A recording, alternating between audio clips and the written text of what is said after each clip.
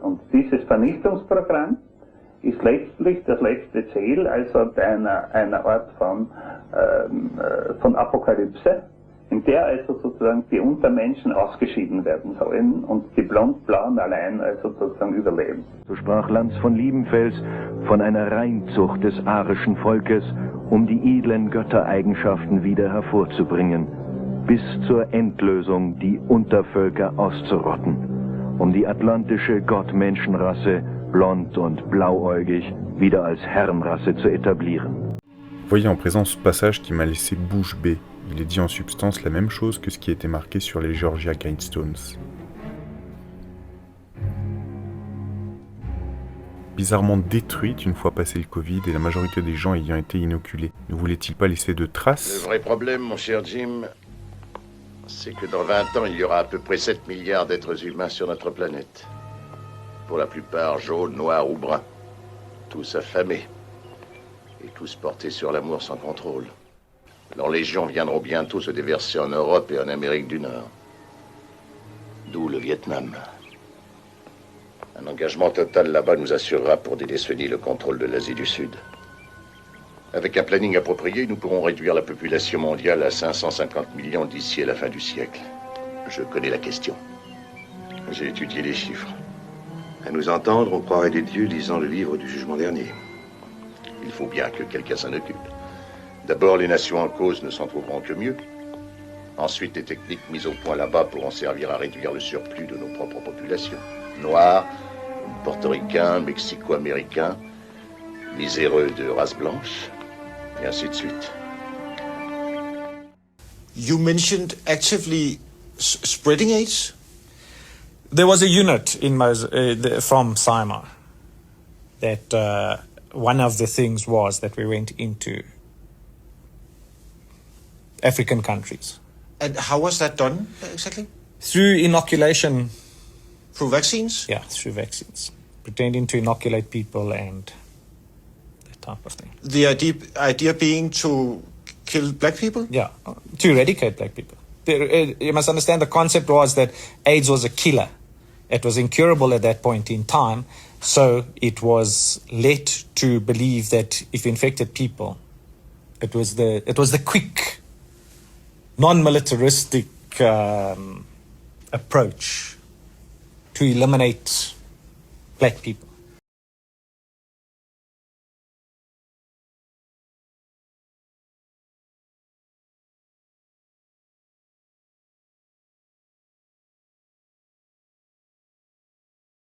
Faut-il le rappeler, vous êtes prix Nobel de médecine et c'est vous qui êtes à l'origine de la découverte du VIH. Rejoignons donc à Paris le docteur Luc Montagnier de l'Institut Pasteur. Bonsoir docteur Montagnier. Et vous êtes arrivé à certaines conclusions. Alors, nous sommes arrivés à la conclusion qu'effectivement, il y avait eu une manipulation au sujet de ce virus. C'est-à-dire? Eh bien, qu'une partie, je ne dis pas le total, n'est-ce pas, mais ce modèle, on a par-dessus ajouté des séquences notamment du VIH, le virus du sida. Mais quand vous dites « on a ajouté », qui a ajouté? Ah, moi, je ne sais pas. Et c'est pas naturel, c'est ce que vous voulez dire? Non, ce n'est pas naturel, c'était un travail de professionnel, un travail de biologiste moléculaire. C'est un travail très minutieux, on peut dire d'horloger, on peut dire au niveau des séquences. Mais dans quel but? Dans quel but, ça, ce n'est pas clair. Je ne sais pas qui a fait ça et pourquoi. Donc on a pris des petites séquences du virus et on les a installées dans la séquence plus grande du coronavirus.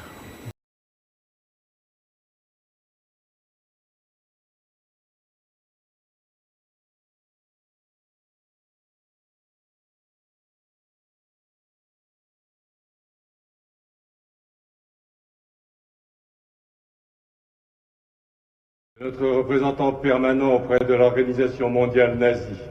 Étant donné les responsabilités qui sont les siennes dans la vie publique, il fallait préserver son anonymat. Il est urgent que nous poursuivions l'œuvre du Führer, si malheureusement interrompue il y a quelques décennies. L'échec du capitalisme international, l'ampleur et la durée de la crise économique sont nos meilleurs alliés pour faire comprendre aux masses opprimées où est le vrai chemin. Les méthodes à employer seront discutées pays par pays au sein de chacune de nos organisations. Je déclare la guerre à tous ceux qui mettent en péril la noble race aryenne.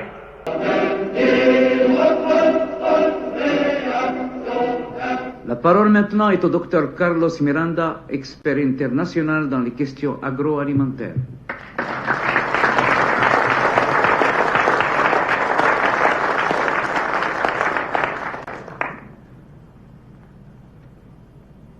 Depuis 3 ans, la Banque mondiale a décidé de participer à des actions qui indirectement contribueront à l'amélioration de la santé dans le tiers-monde.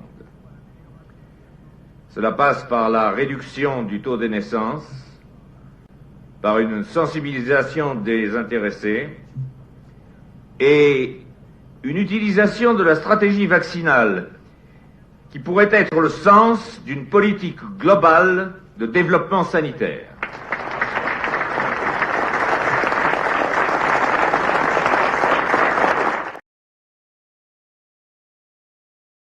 All right, what is the Trilateral Commission? It's an organization founded in 1973 by David Rockefeller to bring together business and political leaders from the United States, Europe, Japan, so they could work together for better economic and political cooperation between their nations. That's what they'd like us to believe. Cela passe par la réduction du taux des naissances, par une sensibilisation des intéressés et une utilisation de la stratégie vaccinale qui pourrait être le sens d'une politique globale de développement sanitaire.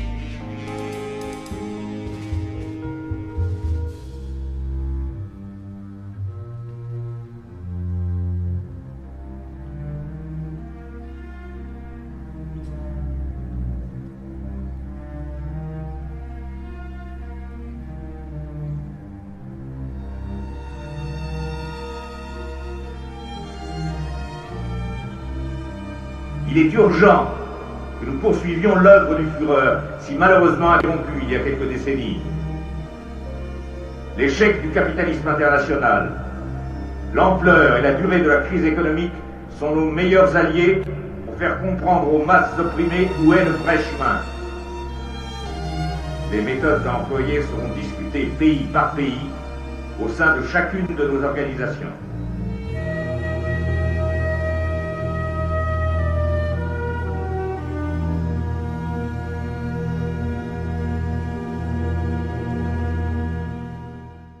Pfizer ultimately is thinking about mutating COVID?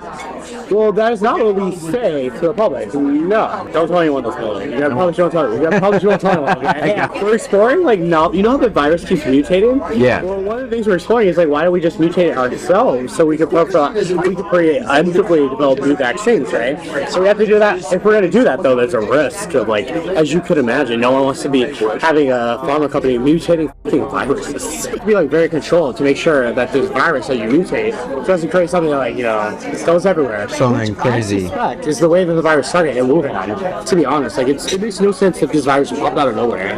Yeah, I know. Meet Jordan Tristan Walker, a director of research and development strategic operations and mRNA scientific planning at Pfizer. It sounds like gain of function to me. I don't know, it's a little bit different. I think it's different. It's definitely not gain of function. It sounds like it is. I mean, it's okay. No, directed evolution is very different. Well, you're not supposed to do gain of function research with the viruses. They recommend not. But you do these selected directional mutations to try to see if you can make more potent. Yeah. So there is research ongoing about that. I don't know how that's gonna work. There better not be any more outbreaks, because Jesus Christ. It's a revolving door for all government officials. It's pretty good for the industry, to be honest. Yeah. It's bad for everyone else in America. Why is it bad for everybody else? Because if the regulators who have to approve our drugs know that once they stop being regulated, they want to go work for the company, they're not going to be as hard for the company. They're doing their job.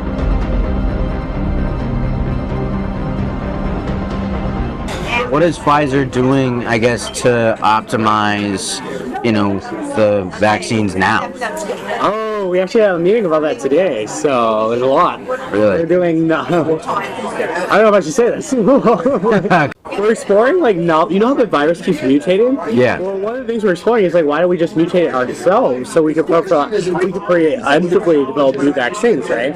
So we have to do that. If we're going to do that, though, there's a risk of, as you could imagine, no one wants to be having a pharma company mutating viruses. Yeah. So we're do we want to do this? So that's one of the things we're considering. Okay. For the future, maybe we can create new versions of the vaccines and things like that. Okay, so Pfizer ultimately is thinking about mutating COVID? Well, that is not what we say to the public. No. That's why it was a thought that came up at a meeting, and we were why do we not? It was we're going to consider that with more discussions. Okay. That exact reaction, right? We're wait a minute, people won't like that. So the way that we're thinking about it, don't tell anyone this. You probably shouldn't tell anyone.